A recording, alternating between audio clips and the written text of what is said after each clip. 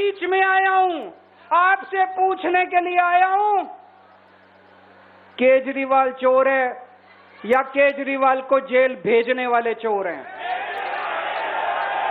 जिन जिन लोगों को लगता है केजरीवाल ईमानदार है, हाथ खड़े करके बता दो जरा से। ये कैमरे वाले जरा से दिखा दो कि दिल्ली की जनता क्या सोचती है। जिन जिन लोगों को लगता है कि मोदी जी ने केजरीवाल के खिलाफ गंदा राजनीतिक षड्यंत्र रचा था, जिन जिन लोगों को लगता है कि मोदी जी ने केजरीवाल के खिलाफ बहुत बुरा षड्यंत्र रचा था, हाथ खड़े कर दो सब लोग।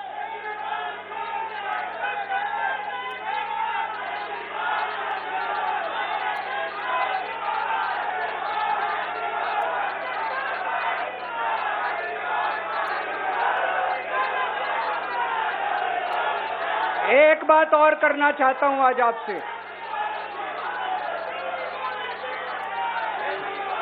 एक बात और करना चाहता हूं, बड़े ध्यान से सुनना।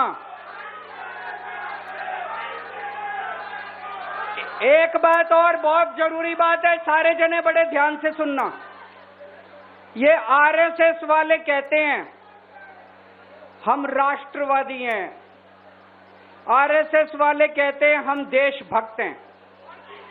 आज मैं पूरे सम्मान के साथ, आरएसएस के प्रमुख हैं श्री मोहन भागवत जी, मैं पूरे सम्मान के साथ मोहन भागवत जी से 5 प्रश्न पूछना चाहता हूं और आपका समर्थन चाहता हूं। अगर मैं कोई गलत प्रश्न पूछूं तो बता देना, और सही प्रश्न पूछूं तो मैं आपसे हाथ खड़ा करवा के पूछूंगा। मेरा पहला प्रश्न है मोहन भागवत जी से।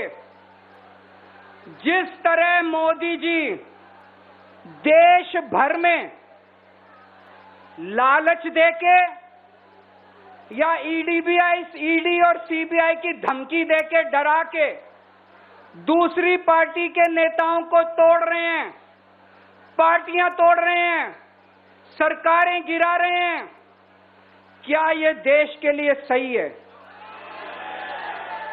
मैं मोहन भागवत जी से पूछना चाहता हूं, क्या आप नहीं मानते कि ये भारतीय जनतंत्र के लिए हानिकारक है? पूछना चाहिए कि नहीं पूछना चाहिए मोहन भागवत जी से? मेरा दूसरा प्रश्न है उनसे, देश भर में सबसे भ्रष्टाचारी नेताओं को मोदी जी ने अपनी पार्टी में शामिल करवा लिया।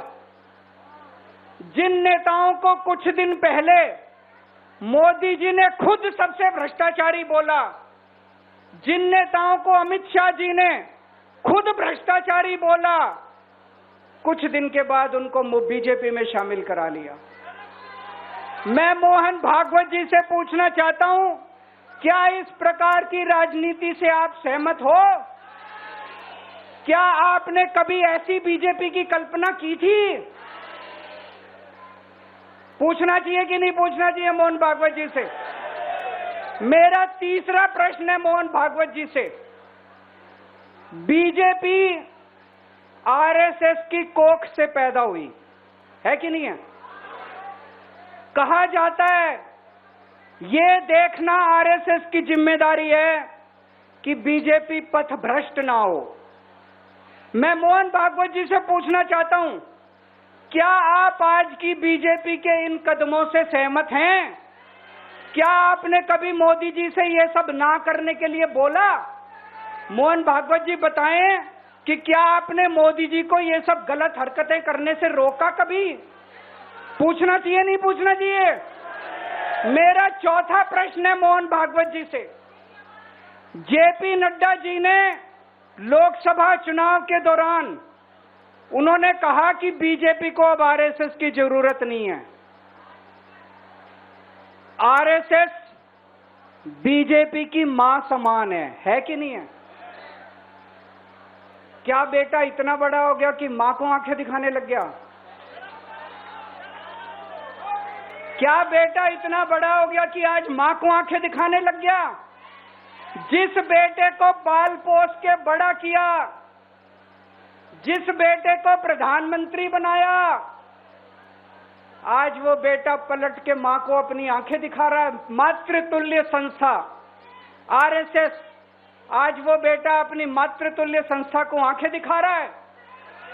मैं मोहन भागवत जी से पूछना चाहता हूं, जब नड्डा जी ने ये कहा तो आपके दिल पे क्या गुजरी, आप जरा बताइए इस देश को।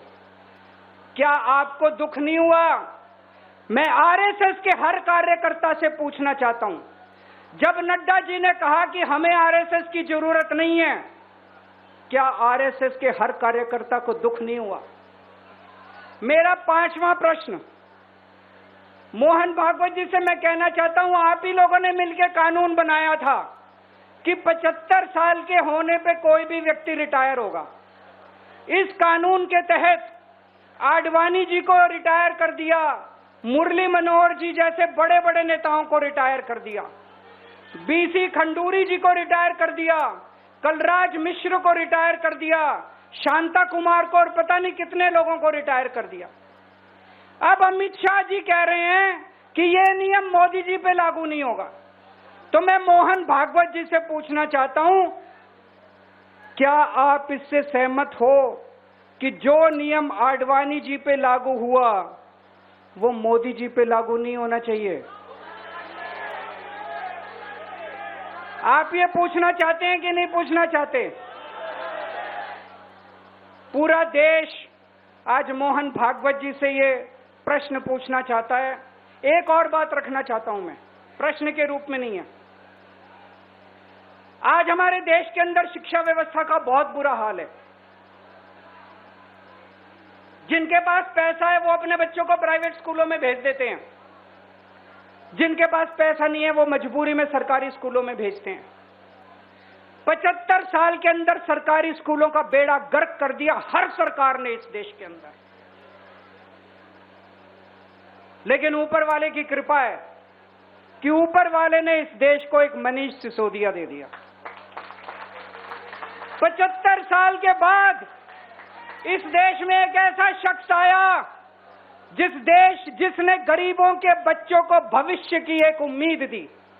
एक रिक्शे वाले का बेटा, मजदूर का बेटा, किसान का बेटा, जिसे कोई उम्मीद ही नहीं बची थी कि मेरे बच्चे बड़े होकर कुछ बन सकते हैं, आज उनके बच्चों को अच्छी शिक्षा देकर मनीष सिसोदिया ने उनको उम्मीद दी है। ऐसे मनीष सिसोदिया को प्रधानमंत्री मोदी जी ने 2 साल जेल में रखा। मनीष सिसोदिया की जिंदगी उसकी अपनी जिंदगी नहीं है। मनीष सिसोदिया की जिंदगी देश की जिंदगी है। मनीष सिसोदिया का एक एक जिंदगी का पल इस देश का पल है। ये 2 साल मनीष सिसोदिया के खराब नहीं हुए, ये 2 साल इस देश के खराब हुए हैं।